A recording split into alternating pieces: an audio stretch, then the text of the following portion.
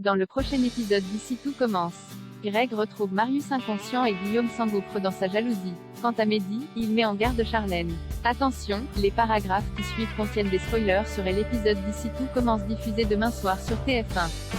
Si vous ne voulez rien savoir, ne lisez pas ce qui suit. Jeudi 28 juillet dans Ici tout commence.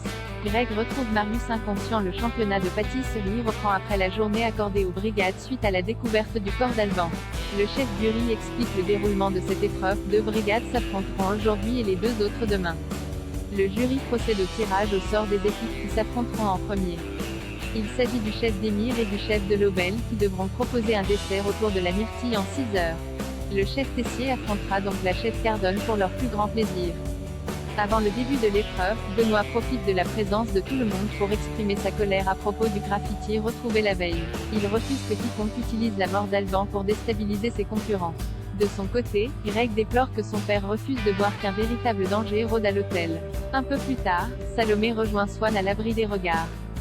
Alors qu'ils profitent de ce moment de tendresse, la chef Cardone les interrompt. À l'inverse du chef Tessier, elle ne s'oppose pas à leur relation et promet de garder leur secret.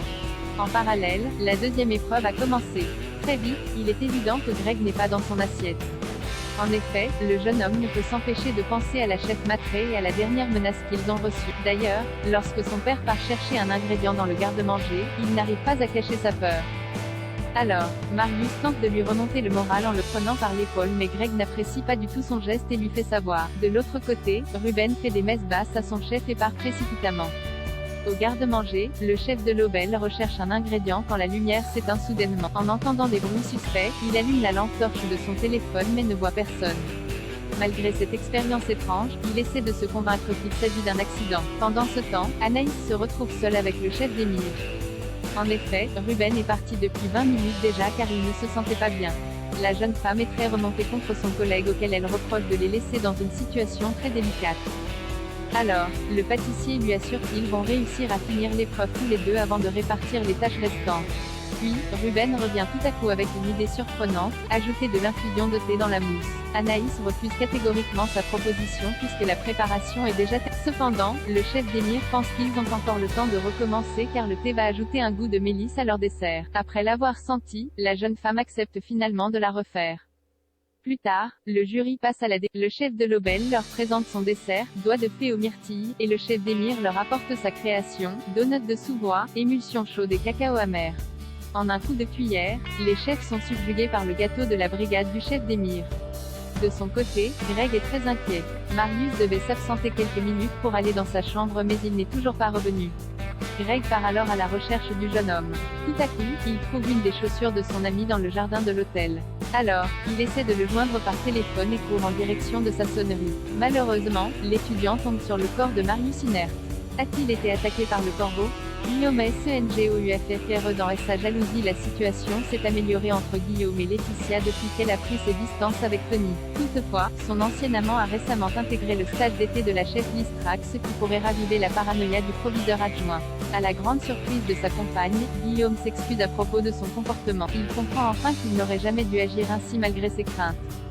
D'ailleurs, il ne s'oppose plus à ce qu'il soit. Plus tard, Tony ne parvient pas à réaliser des tempuras, ce qui amuse beaucoup Laetitia. Alors, elle lui propose de travailler avec Kelly qui est une très bonne professeure. Cependant, l'apprenti cuisinier est sceptique car il craint la réaction de Guillaume, mais son ami lui assure que la situation s'est apaisée entre eux. Kelly donne donc un cours particulier à Tony. Guillaume les aperçoit au loin et n'a pas l'air d'apprécier de les voir passer un bon moment ensemble. Guillaume s'engouffre dans sa jalousie.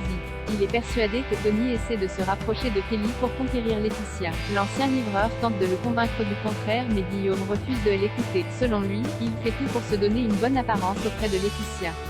Mehdi met en garde Charlène. Louis et Charlène continuent d'alimenter leur compte Instagram.